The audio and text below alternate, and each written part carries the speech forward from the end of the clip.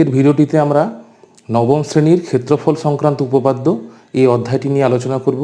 এই অধ্যায়ে যতগুলি উপপাদ্য আছে প্রত্যেকটি উপপাদ্য আমি খুব সহজভাবে বুঝিয়ে দিচ্ছি, তোমরা সেই উপপাদ্যগুলি বুঝে নিয়ে সহজেই লিখতে পারবে। ঠিক আছে, তাহলে এই ভিডিওটিকে শেষ পর্যন্ত দেখো, তাহলে সমস্ত উপপাদ্যগুলি তোমরা বুঝতে পারবে এবং লিখতে পারবে। তাহলে শুরু করা যাক আজকের এই ভিডিওটি।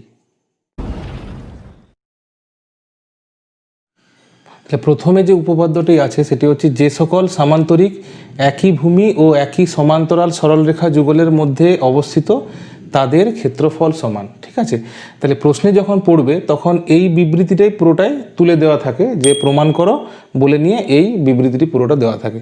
তাহলে আমরা যখন লিখব উত্তর, তখন প্রথম কাজ হচ্ছে যে বিবৃতিটি প্রশ্নে দেওয়া আছে সেটা হুবহু লেখা। তাহলে প্রথমে আমরা এই বিবৃতিটি পরিষ্কারভাবে পুরো বিবৃতিটি লিখব। ঠিক আছে, এরপরে হচ্ছে প্রদত্ত, অর্থাৎ যে বিবৃতিটি দেওয়া আছে সেই বিবৃতিটিকে আমরা জ্যামিতিক রূপে লিখব। এখানে ভাষাতে দেওয়া আছে, তাহলে জ্যামিতিক রূপে আমরা কীরকম লিখছি, যে দুটি সামান্তরিক আমরা ধরছি ABCD এবং সামান্তরিক EBCF। ঠিক আছে, দুটো দেখা যাচ্ছে ABCD এবং EBCF, এই দুটি সামান্তরিক আমরা ধরে নিচ্ছি যারা একই ভূমি BC এবং একই সমান্তরাল সরলরেখা যুগল BC ও AF এই সমান্তরাল সরলরেখা যুগলে অবস্থিত। ঠিক আছে, তাহলে আমরা প্রথমে এটা ধরে নিচ্ছি। দুটো চিত্রকে আমরা কনসিডার করেছি, একটা ভেতরে আছে আর একটা বাইরে আছে। আমরা প্রমাণটা কিন্তু একটা চিত্র দেখেই করব। ঠিক আছে, বাকিটা কিন্তু নিজের থেকে মিলে যাবে, শুধু নামগুলো একই রকম দিতে হবে। যেমন এখানেও ABCD আছে আর EBCF আছে এবং তারা একই ভূমি ও একই সমান্তরাল সরলরেখা যুগলে অবস্থিত। তাহলে প্রদত্ততে আমরা লিখলাম যে দুটি সামান্তরিক নেওয়া হলো, যে সামান্তরিক ABCD এবং সামান্তরিক EBCF একই ভূমি BC এবং একই সমান্তরাল সরলরেখা যুগল BC ও AF এর মধ্যে অবস্থিত। প্রমাণ করতে হবে সামান্তরিক ABCD এর ক্ষেত্রফল সমান সামান্তরিক EBCF এর ক্ষেত্রফল। ঠিক আছে, তাহলে এটা আমাদের প্রামাণ্য বা প্রমাণ করতে হবে পর্যন্ত আমরা লিখলাম। এর পরবর্তী ধাপ হচ্ছে অঙ্কন। ঠিক আছে, কিন্তু অঙ্কন এখানে কোনো প্রয়োজন নেই, তাই আমরা সরাসরি প্রমাণটা লিখব, যে কিভাবে প্রমাণটা করা হচ্ছে। তাহলে এখানে কেমন করা হচ্ছে, যে এই যে ABE এবং DCF এই যে দুটি ত্রিভুজ দেখতে পাওয়া যাচ্ছে, এই দুটি ত্রিভুজকে প্রথমে সর্বসম দেখাতে হবে। ঠিক আছে, তাহলে সর্বসমতার যে কোনো পাঁচটা নীতি আছে, যে কোনো একটা নীতি দিয়ে করতে হবে। তাহলে প্রমাণ করার জন্য আমরা কি করছি, এই যে সামান্তরিক ABCD সামান্তরিক, তাহলে ABর সাথে CD সমান্তরাল হবে। তাহলে সমান্তরাল আর AFকে যদি আমরা ভেদক নিই, তাহলে এই কোণটার সাথে এই কোণটা আমরা সমান পাবো। কী কোণ? অনুরূপ কোণ। আবার একই রকমভাবে EBCF এটিও একটি সামান্তরিক, যেখানে আমরা বলতে পারি যে BE এবং CF এই দুটি রেখা সমান্তরাল, এবং AF ভেদককে যদি আমরা নিই তাহলে এখানে আমরা বলতে পারবো যে এই কোণটার সাথে এই কোণটা অনুরূপ কোণ। ঠিক আছে, তাহলে দুটি কোণ আমরা পেলাম। আর সামান্তরিক যে কোনো একটা যদি আমরা কনসিডার করি, ABCD বা EBCFকে যদি আমরা কনসিডার করি, তাহলে আমরা বিপরীত বাহুগুলোকে সমান পাবো। তাহলে এই তিনটি তথ্যকে আমরা কেন নিচ্ছি? কারণ হচ্ছে যে এই দুটি ত্রিভুজ যেগুলো বললাম ABE এবং DCF এই দুটি ত্রিভুজকে সর্বসম দেখাবো। ঠিক আছে, তাহলে প্রথমে এগুলো লিখেছি যে ABCD সামান্তরিক, AB সমান্তরাল DC, AF ভেদক, যেখান থেকে আমরা BAE এবং CDF এই দুটি কোণকে অনুরূপ কোণ বলে সমান করছি, এবং একই রকমভাবে EBCF সামান্তরিক থেকে আমরা BEA এবং CFD এই দুটি কোণকে সমান দেখাচ্ছি। তারপরে এই যে তথ্যগুলোকে নিয়ে আমরা ত্রিভুজ ABEO আর ত্রিভুজ DCFকে আমরা সর্বসম দেখালাম। ঠিক আছে, আর সর্বসম যখনই দেখাচ্ছি, সর্বসম ত্রিভুজের ক্ষেত্রফলটা সমান হয়, সেখানে আমরা সেকেন্ড লাইনে লিখে দিলাম যে ত্রিভুজ ABE এর ক্ষেত্রফল সমান ত্রিভুজ DCF এর ক্ষেত্রফল। এরপরে কি করা হচ্ছে, সর্বসম থেকে আমরা ত্রিভুজ দুটির ক্ষেত্রফল সমান এটি বলে দিলাম। এরপরে কি করা হচ্ছে, এই পুরো যে চতুর্ভুজটা আছে অর্থাৎ ABCF এই চতুর্ভুজ থেকে একবার এই ত্রিভুজটাকে বিয়োগ করা হচ্ছে, আর একবার এই ত্রিভুজটাকে বিয়োগ করা হচ্ছে। কীরকম করে লিখছি, যে চতুর্ভুজ ABCF এর ক্ষেত্রফল বিযুক্ত ABE সমান চতুর্ভুজ ABCF এর ক্ষেত্রফল মাইনাস DCF। কি বোঝা গেল, যে যেহেতু ABCF দুদিকেই আছে, দুদিকেই তাই তারা সমান। আবার কি করা হচ্ছে, এবিই এবং ডিসিএফ এর ক্ষেত্রফলটা তো সমান, তাহলে একটা জিনিস থেকেই যদি সমান ক্ষেত্রফল বিশিষ্ট কোনো অংশকে বাদ দেওয়া হয় তাহলে যেটা পড়ে থাকে সেটা সমান হবে। দেখো এখানে দেখা যাবে যে এই চতুর্ভুজটা থেকে যদি আমরা এই ত্রিভুজটাকে বাদ দিই তাহলে ইবিসিএফ পড়ে থাকছে, আবার এই পুরো চতুর্ভুজটা থেকে যদি আমরা এইটাকে বাদ দিই তখন এবিসিডি সামান্তরিক পড়ে থাকছে। তাহলে এখান থেকে আমরা পরিষ্কার বলে দিতে পারি যে সুতরাং সামান্তরিক ইবিসিএফ এর ক্ষেত্রফল সমান সামান্তরিক এবিসিডি এর ক্ষেত্রফল। ঠিক আছে, এইভাবে পরিষ্কার করে উপপাদ্যটিকে লিখতে হবে। ঠিক আছে, এর পরের উপপাদ্যটি, ত্রিভুজ ও কোনো সামান্তরিক একই ভূমি ও একই সমান্তরাল সরলরেখা যুগলের মধ্যে অবস্থিত হলে ত্রিভুজের ক্ষেত্রফল সামান্তরিক আকার ক্ষেত্রের ক্ষেত্রফলের অর্ধেক হবে। ঠিক আছে, তাহলে এইটা হচ্ছে বিবৃতি। প্রশ্নে যখন দেওয়া থাকবে তখন প্রমাণ করে বলে এই বিবৃতিটি পুরোটা দেওয়া থাকবে। তাহলে আমাদের যখন উত্তর লিখবো তাহলে প্রথম কাজ হচ্ছে এই বিবৃতিটিকে হুবহু লেখা, তারপরে হচ্ছে প্রদত্ত। ঠিক আছে, আমি জাস্ট বলে বলে যাচ্ছি, তোমরা একটু ফলো করলেই উপপাদ্যটি খুব সহজে বুঝতে পারবে। ঠিক আছে, তাহলে প্রদত্ততে আমরা কি লিখব, যে এ বি সি ডি এবং ত্রিভুজ এ বিই। ঠিক আছে, তাহলে এ বি সি ডি সামান্তরিক এবং ত্রিভুজ এ বিই এদের একই ভূমি এবি এবং একই সমান্তরাল সরলরেখা যুগলে অবস্থিত। ঠিক আছে, এবি এবং সি হচ্ছে একই সমান্তরাল সরলরেখা যুগল। তাহলে একটা চিত্র থেকে আমরা কিন্তু প্রমাণটা করব। তাহলে প্রদত্ততে কি লিখব, যে মনে করি সামান্তরিক এ বি সি ডি এবং ত্রিভুজ এ বিই একই ভূমি এবি এবং একই সমান্তরাল সরলরেখা যুগল এবি ও সিই এর মধ্যে অবস্থিত। প্রমাণ করতে হবে যে ত্রিভুজ এবিই এর ক্ষেত্রফল সমান অর্ধেক মানে হাফ অফ সামান্তরিক এ বি সি ডি। ঠিক আছে, এটা হচ্ছে প্রমাণ করতে হবে। তাহলে একদূর হলো। এরপরে হচ্ছে অঙ্কন। এখানে কিন্তু অঙ্কনটা দরকার আছে। অঙ্কনটা কিরকম, যে এই যে বিই রেখাটা আছে, বি রেখার একটা আমরা সমান্তরাল রেখা অঙ্কন করব যা বর্ধিত সিই কে এফ বিন্দুতে ছেদ করছে। ঠিক আছে, একইভাবে আমরা এই চিত্রতেও করব, যে এই বি এর সমান্তরাল রেখা অঙ্কন করব যা বর্ধিত সিই কে বা সিডি কে এফ বিন্দুতে ছেদ করছে। তাহলে এইটা হচ্ছে অঙ্কন ধাপ।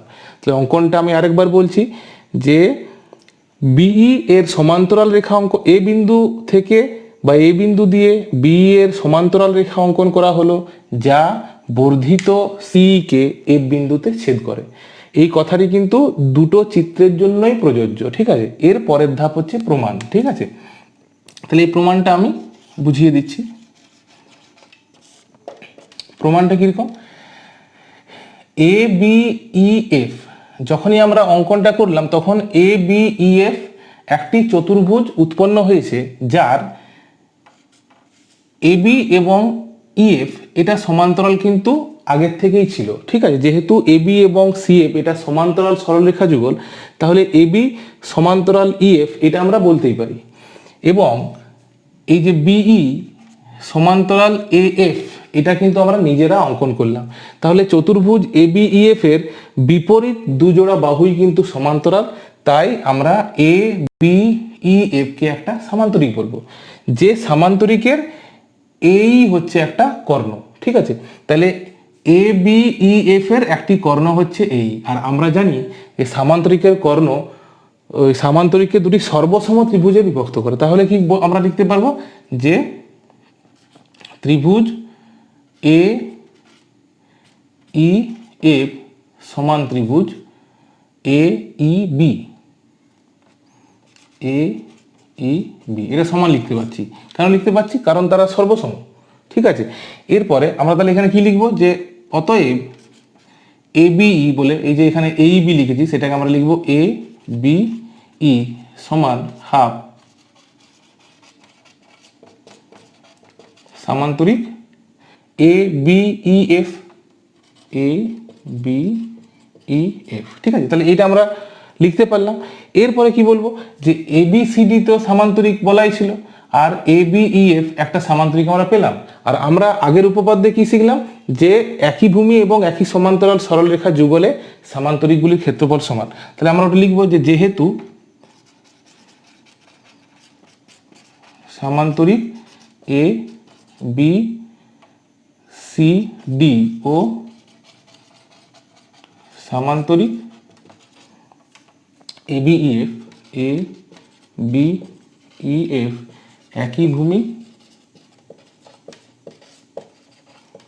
ও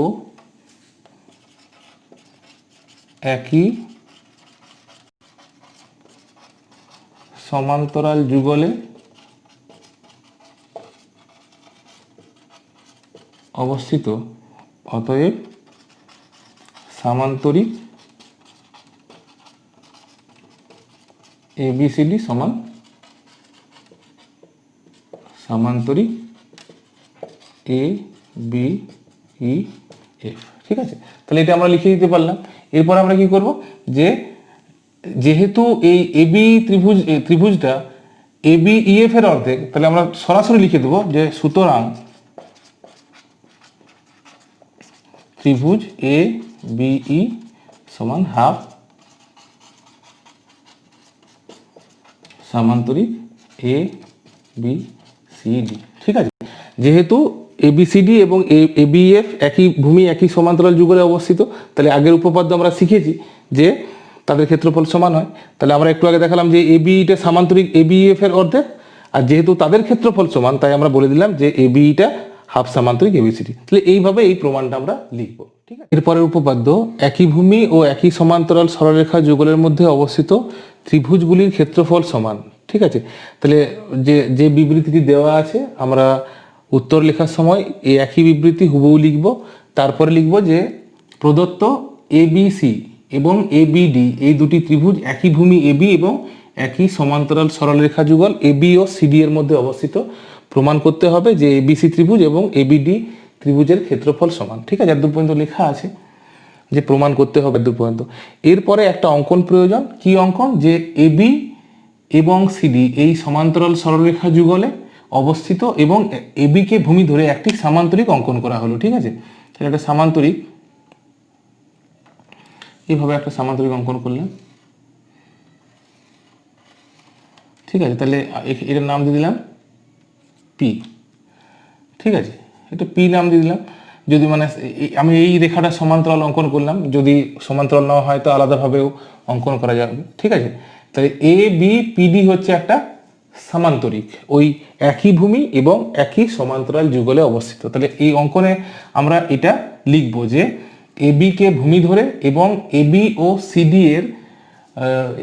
CD সমান্তরাল সরলরেখা যুগলে ABPD একটি সামান্তরিক অঙ্কন করা হলো। ঠিক আছে, তাহলে এর পরের ধাপ হচ্ছে প্রমাণ।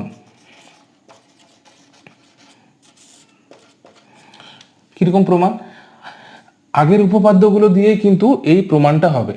ঠিক আছে, তাহলে আমরা লিখব যে ত্রিভুজ ABC ও সামান্তরিক ABPD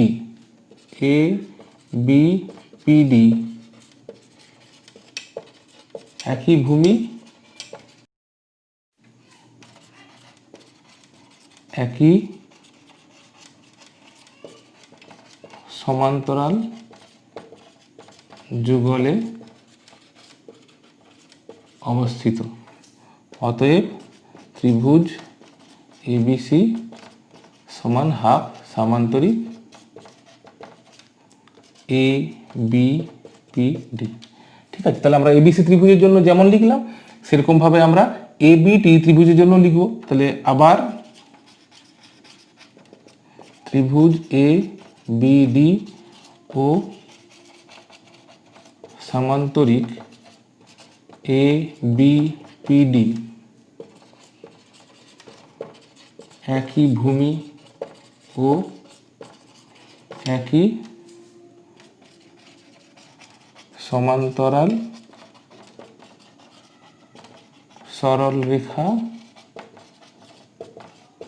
যুগলে অবস্থিত, অতএব ত্রিভুজ ABD সমান হাফ সামান্তরিক ABPD। তাহলে আমরা দেখছি যে ABD ত্রিভুজটা আর ABC ত্রিভুজটা দুটোই সামান্তরিক ABPD এর অর্ধেক। সুতরাং ত্রিভুজ ABC সমান ত্রিভুজ ABD প্রমাণিত। তাহলে এইভাবে আমরা উপপাদ্যটাকে লিখব, ঠিক আছে। যুক্তি দিয়ে এবং জ্যামিতিক চিহ্ন ব্যবহার করে আমরা সংক্ষেপে উপপাদ্যগুলোর প্রমাণটাকে লিখব।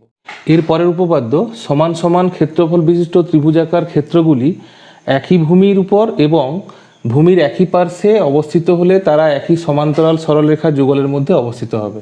ঠিক আছে, অর্থাৎ যে দুটি ত্রিভুজ যাদের ক্ষেত্রফল সমান, তাদের ভূমি যদি একই হয় এবং তারা যদি ভূমির একই পাশে থাকে, তাহলে দেখাতে হবে যে তারা একই সমান্তরাল সরলরেখা যুগলে অবস্থিত। তাহলে এখানে আমরা দুটি ত্রিভুজ নিয়েছি, যে ত্রিভুজগুলির নাম হচ্ছে একটা এবিসি আর একটা এবিসি। তারা একই ভূমি এসিতে আছে এবং ভূমির একদিকে আছে, এসি এর একই দিকে অবস্থিত। সেক্ষেত্রে প্রমাণ করতে হবে এই চিত্রটির ক্ষেত্রে যে এসি সমান্তরাল বিডি। ঠিক আছে, তাহলে এখানে লিখেছি যে এবিসি এডিসি ত্রিভুজাকার ক্ষেত্রের ক্ষেত্রফল সমান এবং তারা একই ভূমি এসি এর একই দিকে অবস্থিত। প্রমাণ করতে হবে এসি সমান্তরাল বিডি। ঠিক আছে, তাহলে এখানে একটা অঙ্কন আছে, এই যে বি আর ডি বিন্দু, সেই বি আর ডি বিন্দু থেকে ভূমি এসি এর উপর যথাক্রমে বিপি এবং ডিকিউ এই দুটি লম্ব অঙ্কন করা হয়েছে। ঠিক আছে, তাহলে এইটাই অঙ্কন। এর পরবর্তী ধাপ হচ্ছে প্রমাণ। প্রমাণটা খুব সোজা, যেহেতু ত্রিভুজ দুটির ক্ষেত্রফল সমান, ঠিক আছে, আবার ক্ষেত্রফল সমান দেওয়া আছে, তাহলে আমরা এই যে এবিসি ত্রিভুজ আছে, সেই এবিসি ত্রিভুজের ক্ষেত্রফলকে লিখতে পারি হাফ ইন্টু ভূমি ইন্টু উচ্চতা। এখানে ভূমি এসি আছে, তাই half into AC into BP, যেহেতু বিপিটা লম্ব মানে উচ্চতা, তাহলে আমরা ত্রিভুজ এবিসি এর ক্ষেত্রফল সমান লিখতে পাচ্ছি half into AC into BP.